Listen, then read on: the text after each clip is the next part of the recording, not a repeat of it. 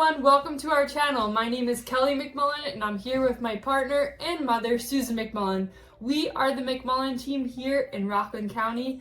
And if this is your first time to our channel, please click that subscribe button and tap that bell so you're notified every time we post a video about living in Rockland County.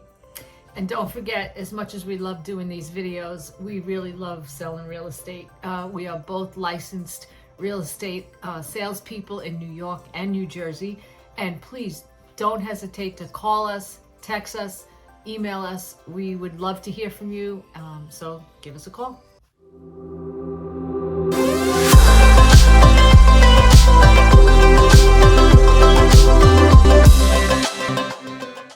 Reason number one, cost of living. We could talk about this and talk about it. I mean, everywhere I feel like across the country, the cost of living has gone up. It has changed drastically. From inflation and COVID, and it's just changed. It's really tough for these first-time home buyers. The median price here is upwards of $570,000. That's high. From only 2 years ago, it was like $370,000. So it's gone up, substantially, $200,000. And don't quote me that it's not exact amounts, but they're definitely close to it. So, and then groceries and gas and utilities and, I actually read a report online from bestplaces.net. They do surveys and compare the prices of different places to live. And so they do this scoring technique where the average in the USA is 100 points. In New York, Rockland County, we're 144.4. So that's letting you know that we are on the higher, right? Across the national average, it's definitely more expensive to live here. Our taxes are a little bit higher. The proximity to New York City drives our taxes up.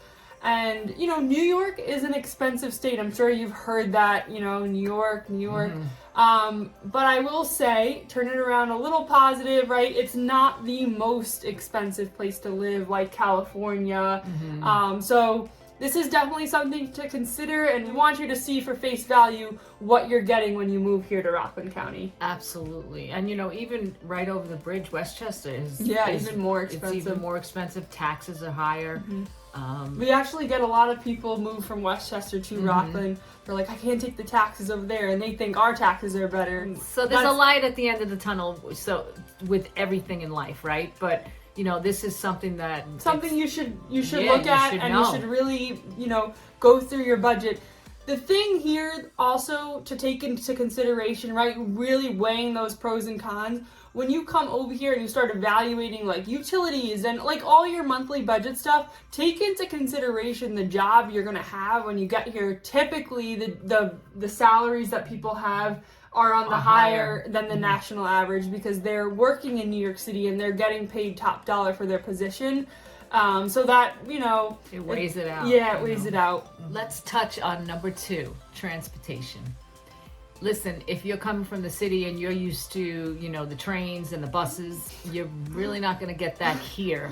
You most definitely would need a car. I mean, there are some people without cars and they use Uber and, they walk, they bike, they use the local, we have a local bus route. Mm-hmm. So, that being said, we also do have a New Jersey Transit that goes into the city.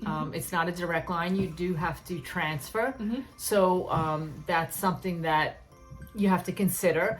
There is buses, the coach buses. They also go into Penn Station and Port Authority. They go into Port Authority, and then they also make stops around the city. That is a direct line, and there are express routes on there. You could also drive over the Mario Cuomo Bridge and hop onto the Metro North, which is direct line. Right. So we do have plenty of options for commuting, public transportation wise. A lot of people from Rockland. They drive. But second to driving is the train and the buses. As much as we don't have such a great transportation system that's so built up and you would have in a bigger city, we don't have that locally, as we're more of that suburban feel where you're driving to places, but we do have great transportation for commuting. Yeah, we do. And that's really important when you're thinking about moving and where you're going to go, and a lot of people have really loved the piece of working from home. Because when you think about driving in, you also want to calculate parking, tolls. The tolls are expensive. Gas is expensive. Yeah. So all those things you want to take into consideration and just see all your options of what you do have available to you to commute. We always, say it goes back to doing your finances and making sure when you are making a big purchase that you need to incorporate these things into your daily lives so that you know what you could afford and what you can't afford. Yeah, and that you're not a slave to your mortgage. We never want to put somebody in that position. It's not a fun place to be. No. So here we go for number 3. We are very popular. So as much as that doesn't sound like it's a bad thing, we have gotten, pretty crowded up here. We were the hidden gem, I guess you'd say, because we are very close to the city. We're a really nice location. People found out about it. They found out about us. So that's one thing. It's definitely, the population is grown. And it's a good thing, Yeah, no, it's definitely not a bad thing, but we don't want you to come up here with the expectation that, like, your neighbor is going to be 2 miles away from you and that, like, the grocery store is 15 minutes away. Like, that's more of Orange County, and even, like, the southern parts of Orange County are starting to get really crowded because a lot of people are the same thing. They want to get out of the city, and their commute's an hour and 15, an hour and a half. Right. So you've really got to go up north and away from New York City to get that, like, where you're in the middle of nowhere. Yeah. So we definitely picked up popularity, and our population has grown as across the world it's grown.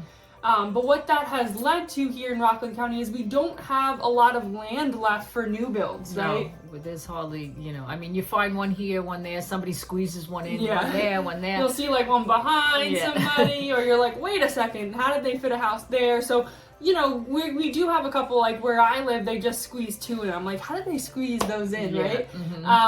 So there isn't a lot of opportunity for new builds, and also... Back in the day, like when my husband's grandparents, like there was only 2 homes on the block when they moved up, and now there's like 50 homes on the block. Yeah. So everybody had a lot of land, even if it wasn't their land, it was just very spread out. Nowadays we're all kind of like, we're together.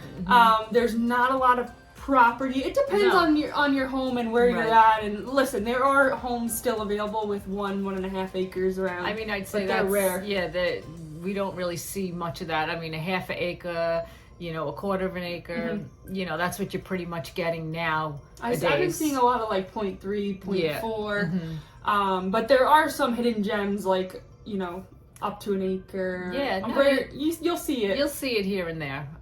But, that's another reason to always reach out to us. To really talk about your wants and your needs, and visiting those pros and cons. Unfortunately, you got to look at the good and you got to look at the bad too, just to make sure that this is the right decision. So as much as we love doing these videos, we really love selling homes. Yes, and don't forget to please give us a call. This way we can go over your wants and needs and really clarify what it is you're looking for.